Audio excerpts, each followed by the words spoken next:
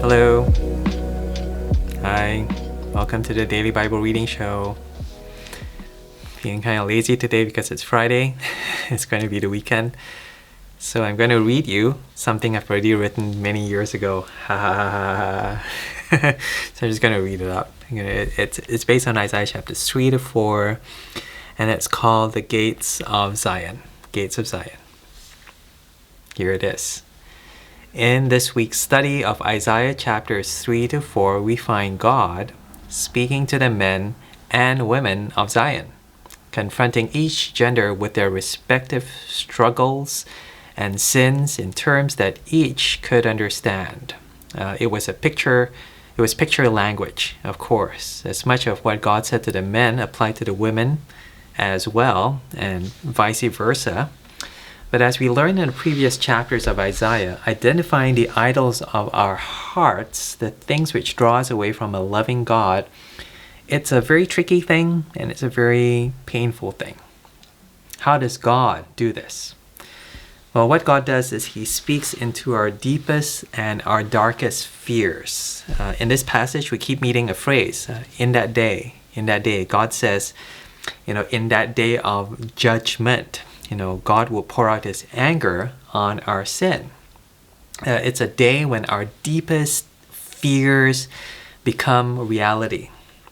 But you see, it's also a day when God can finally do His work of salvation in us. Not by taking away our dreams, but by fulfilling them more wonderfully than we could ever imagine.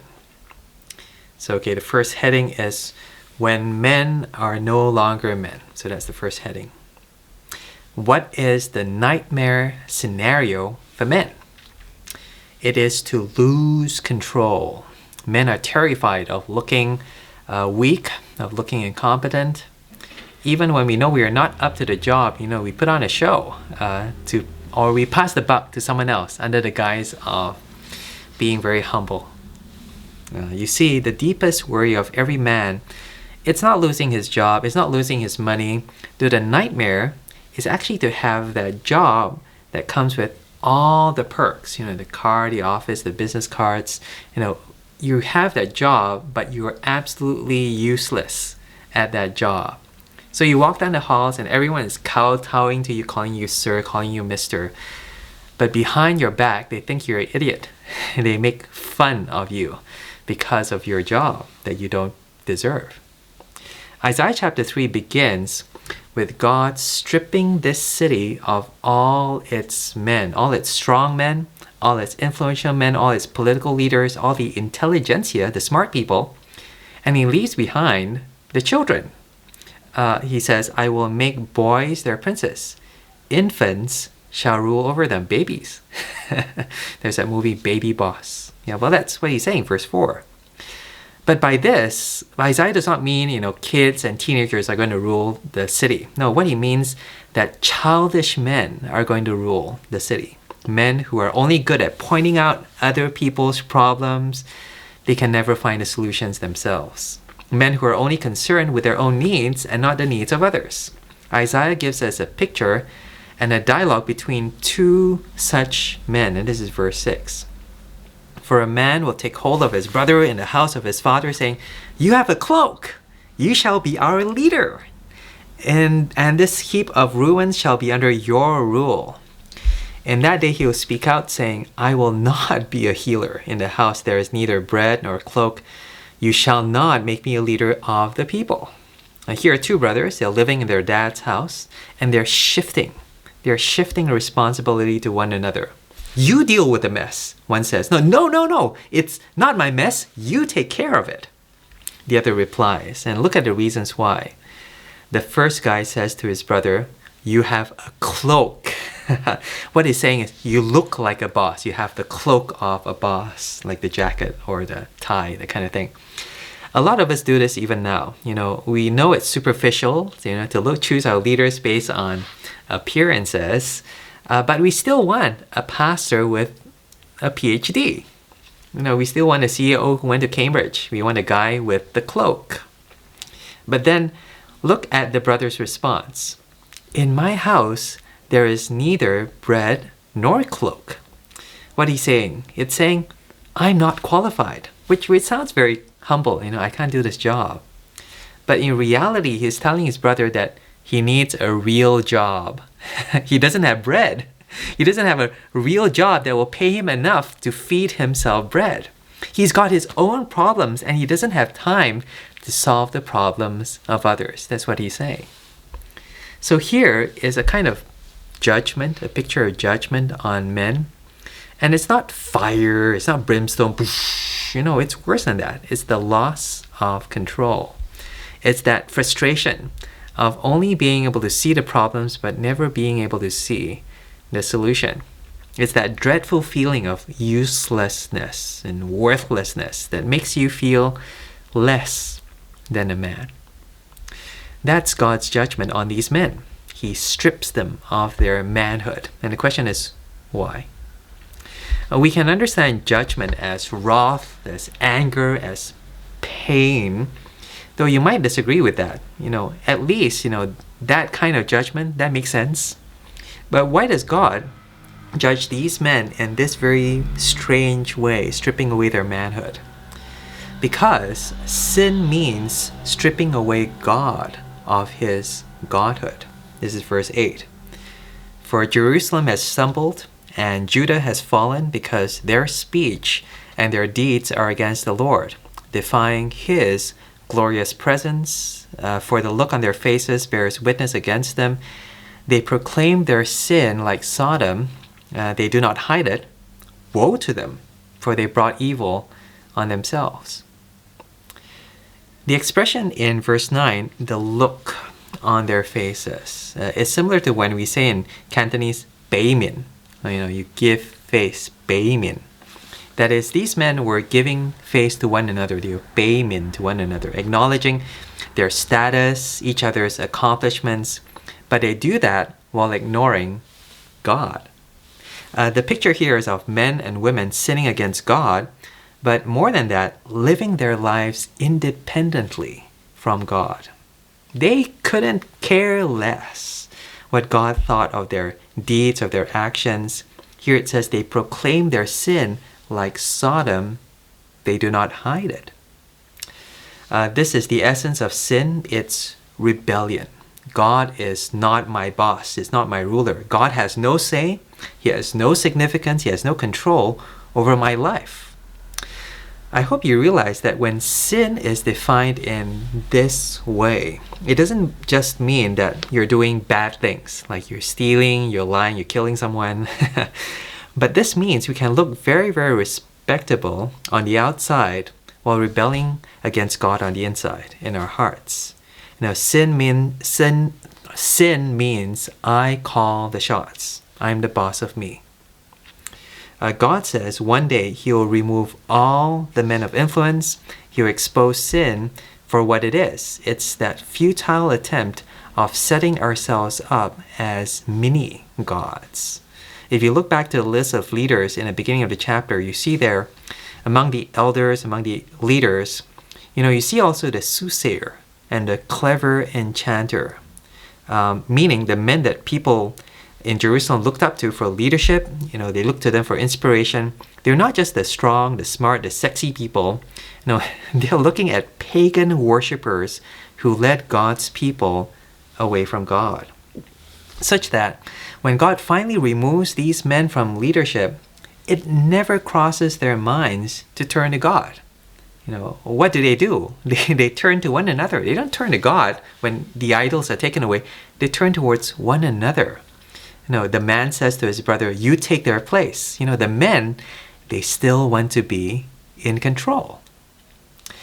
Even in the face of disaster, even in the face of desperation, it never crosses their minds to repent, of their self-sufficiency or to turn to God and to ask him for his help.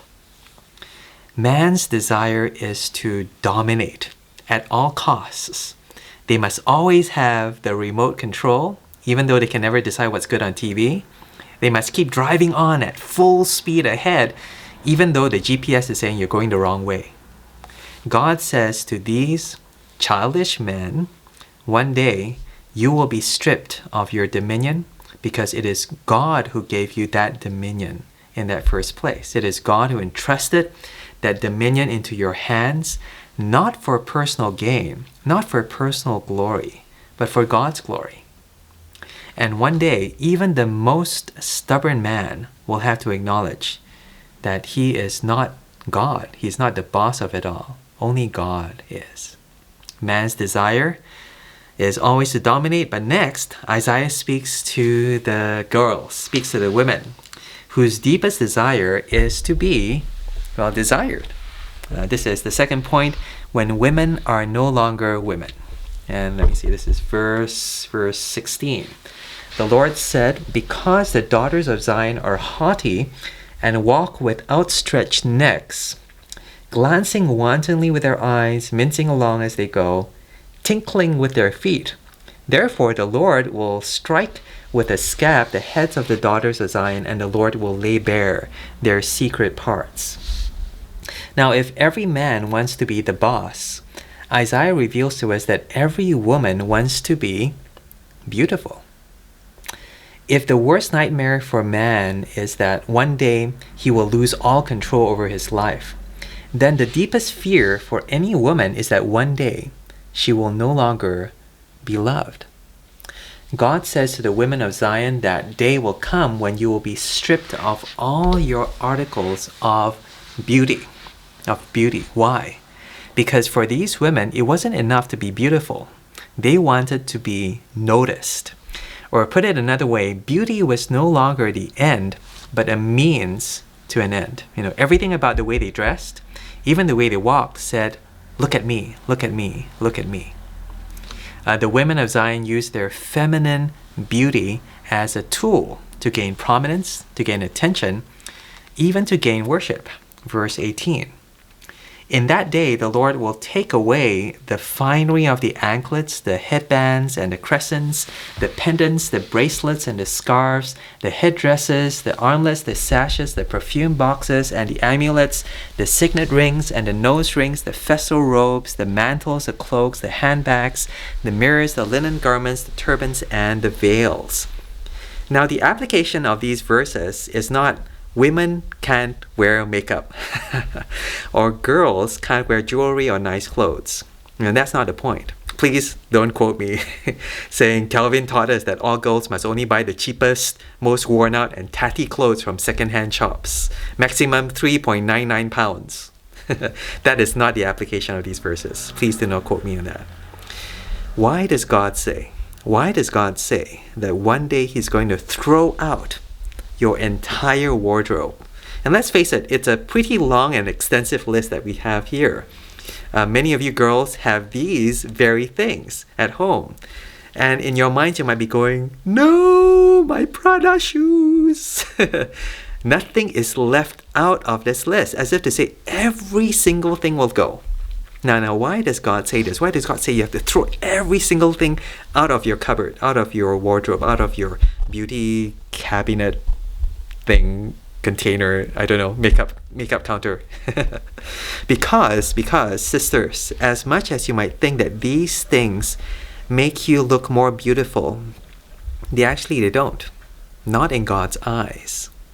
You see, as many times as you might like to look in the mirror and say to yourself, you are worth it, dressed in your finest clothes, with your stunning makeup, with your hair done up, as much money as you might spend, as much time as you might dedicate to making yourselves look stunning, it is nothing compared to someone else saying to you, you are worth it.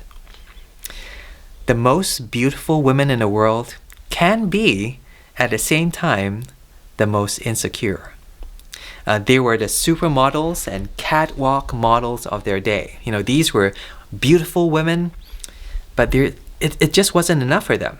They had to be always beautiful. They had to be always reminded that they were beautiful.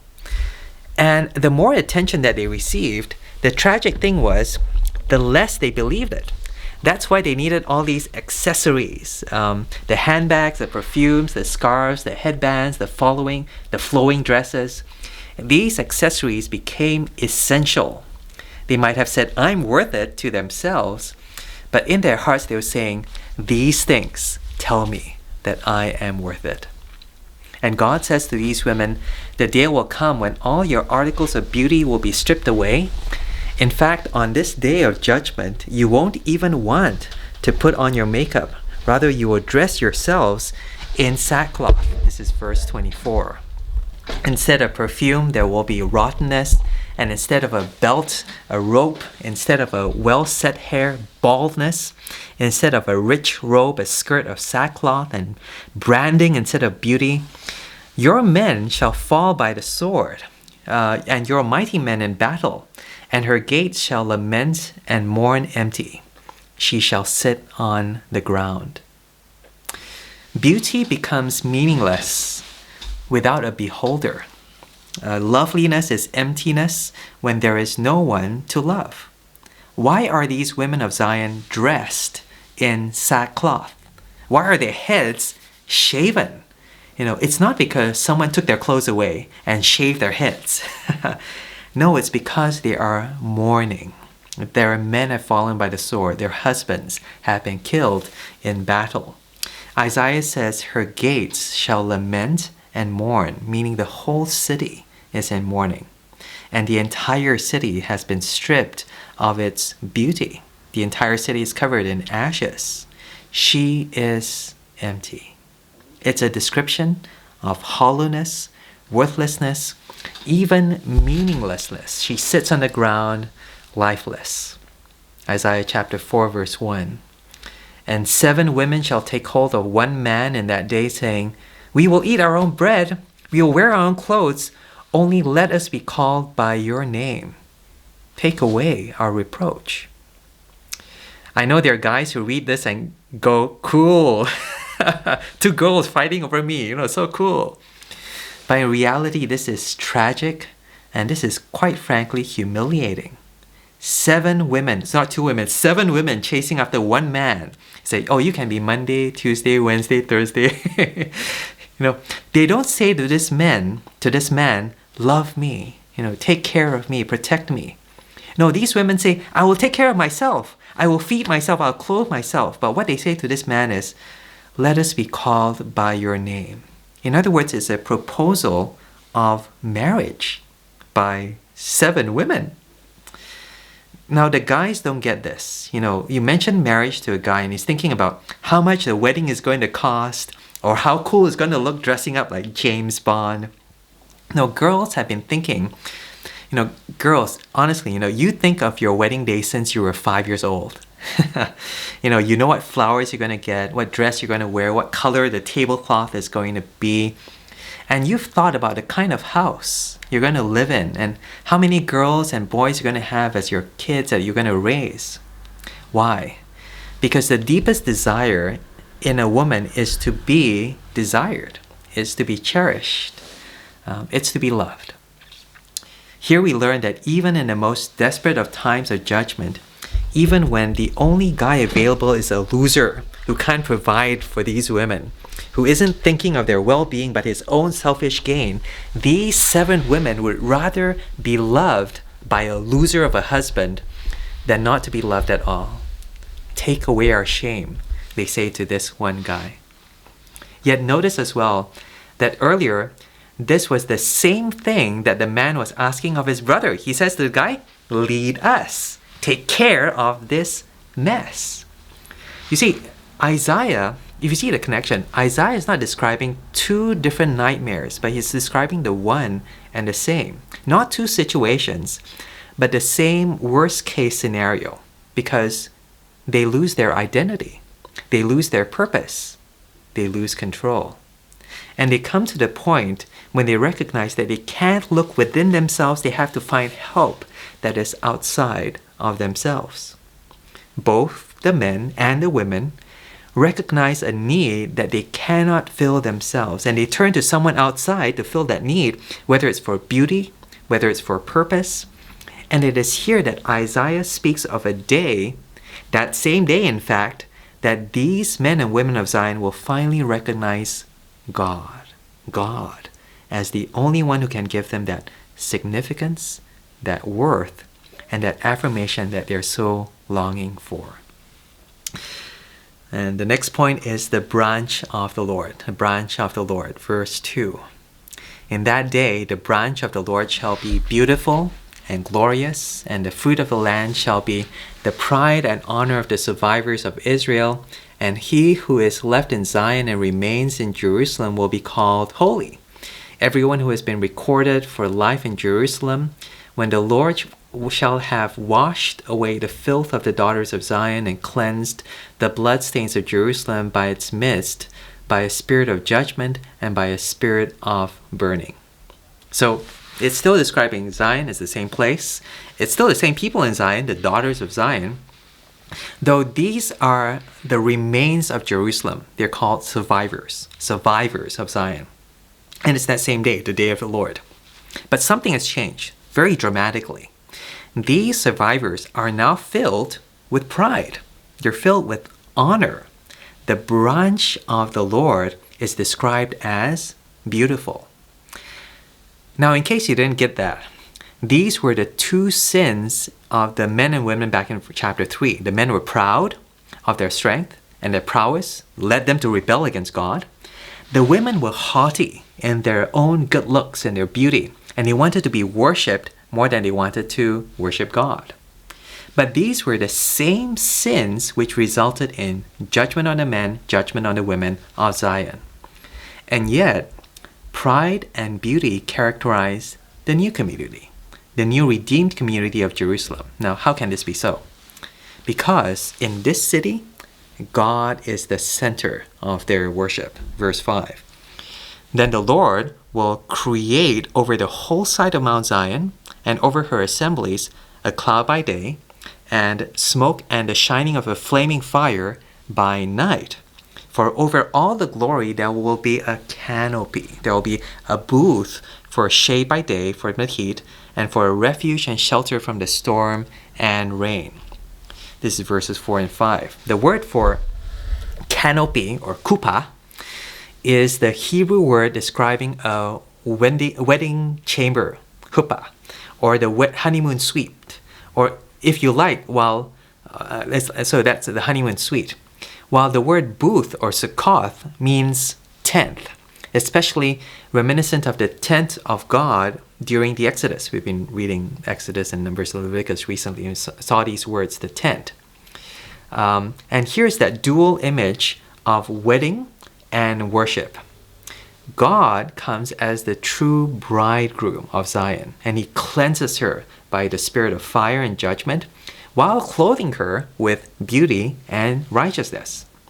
God also comes as the redeemer of his people, pouring out forgiveness for their sins, sheltering them from the heat and the rain. God saves the men and women in the city in such a way that strips them of the idols of their hearts, but at the same time fills their deepest longings and desires with himself. Zion is fruitful again, not a heap of ruins. God takes away the shame and calls them by his name. He calls them holy. And the question I want to end with is this: how do we get this? God's promises are for Jerusalem, but we are here in Cambridge. Isaiah speaks of a future day to come. How can we apply these promises to our lives today? And to answer that, look back to verse 2, because it's packed with clues and descriptions.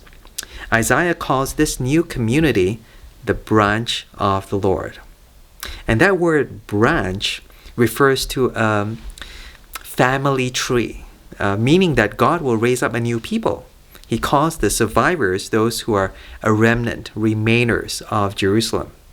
And the reason why Christians can look to these words and know with absolute certainty that they've received these promises is because of Jesus.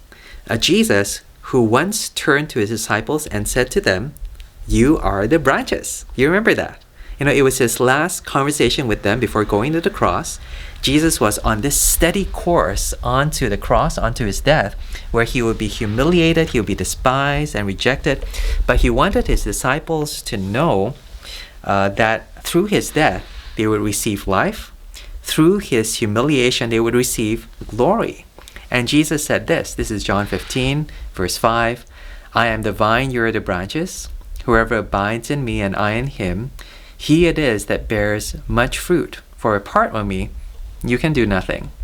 If anyone does not abide in me, he is thrown away like a branch and withers, and the branches are gathered, thrown into the fire, and burned. But if you abide in me, and my words abide in you, ask whatever you wish, and it will be done for you. By this my Father is glorified, that you bear much fruit, and so prove to be my disciples. Now Jesus says to us, I am the vine, you are the branches. And he calls us to remain in him, to remain in him. He's calling us to find our deepest satisfaction, our truest joy in nothing else and no one else but him. Apart from Jesus, we wither and die. But in Jesus, we find life, purpose, joy, righteousness, peace, love. And the reason why Jesus chose to say these words on that day was because that was the day he would take our shame, our rejection, our sin on the cross. Jesus took God's punishment for sin on our behalf. It was that same day. It was that same event. Both judgment from God and salvation through God's Son, Jesus Christ. And Isaiah was speaking about this day, a day when our deepest fears would come to life.